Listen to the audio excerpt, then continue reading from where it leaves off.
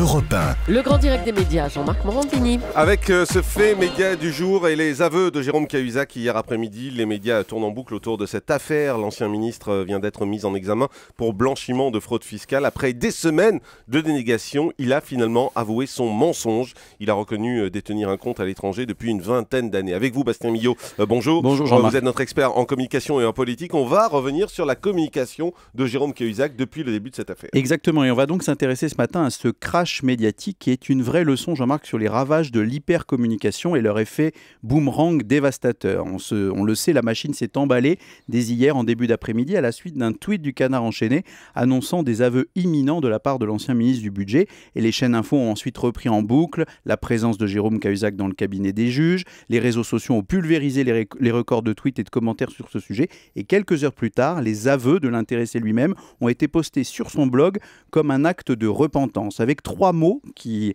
surgissent au milieu de ce post.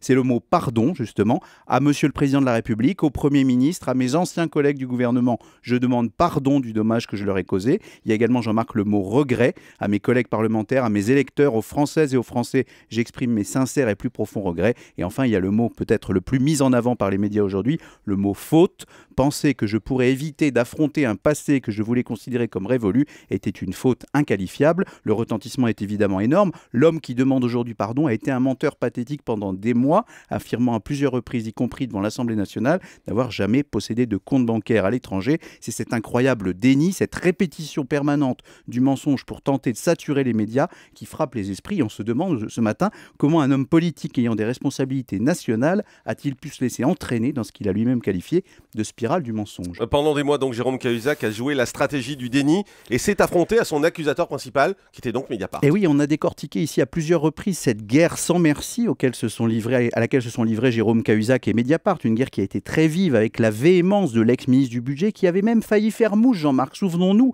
au début de cette année, avec l'aide en coulisses de ces fameux hommes de l'ombre, de ces communicants, dont la mission était de marteler la version du ministre, d'intoxiquer les médias tout en tentant de discréditer la version de Mediapart. Et on s'en souvient à ce début de l'année, quand Mediapart mettait en avant ce fameux enregistrement d'une qualité un peu médiocre, d'une voix qui serait celle de Jérôme Cahuzac, eh bien, le doute était dans les esprits. À l'époque, certains disaient même que le site allait imploser, que sa course au scandale allait précipiter sa chute, que ses accusations étaient sans preuve. C'était exactement ça, la stratégie de déstabilisation de Mediapart par Jérôme Cahuzac et ses équipes de communication.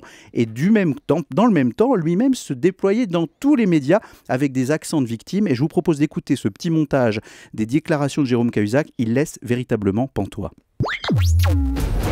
Je dément catégoriquement les allégations contenues sur le site Mediapart.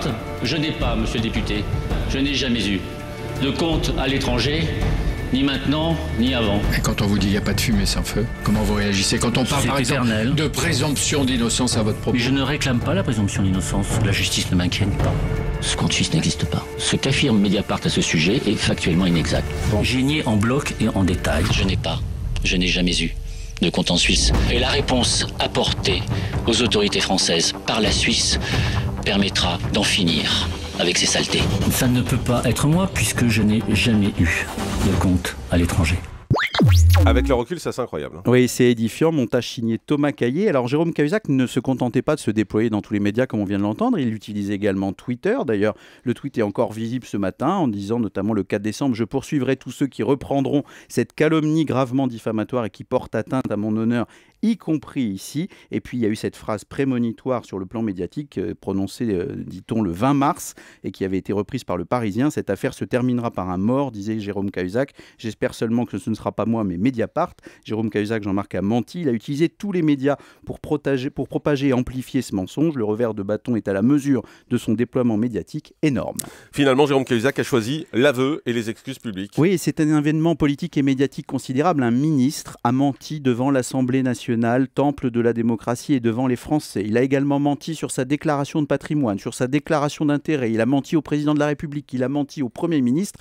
aucun mot, aucune technique, aucun artifice de communication ne peut effacer ce comportement. Donc maintenant, l'heure est à l'excuse, au remords. Le billet posté par Jérôme Cahuzac est très moral, très américain dans le choix des mots. On y va sur la stratégie, on va dire, de l'excuse et du pardon. Tout le champ lexical est utilisé. C'est totalement inédit sur la Ve République. Mais pendant ce temps-là, médiatiquement, Jean-Marc, eh bien, c'est ce qu'on appelle la curée. Évidemment, les mots sont très très forts. Le chef de l'État a parlé d'impardonnable faute. Jean-Marc Ayrault a dit qu'il ne souhaitait plus revoir Jérôme Cahuzac en politique. Jean-Luc Mélenchon l'a traité évidemment de salopard. Et Libération titrait ce matin, en gros, indigne. Viendra ensuite le temps de l'oubli pour celui qui, il y a quelques semaines encore, et on a peine à y croire, était présenté comme l'un des meilleurs ministres, un pro, un remarquable connaisseur des finances publiques, un brillant communicant. Évidemment, sur Internet, rien ne s'oublie et tout ça restera gravé pour longtemps. En tout cas, Jean-Marc, un mensonge, même répété 1000 fois, ne devient pas une vérité. Cette affaire illustre les ravages de l'hypercommunication et la nécessité de toujours agir dans ce secteur avec parcimonie. C'est plutôt une bonne nouvelle pour la démocratie. Merci beaucoup, Bastien Millot, pour toutes ces précisions.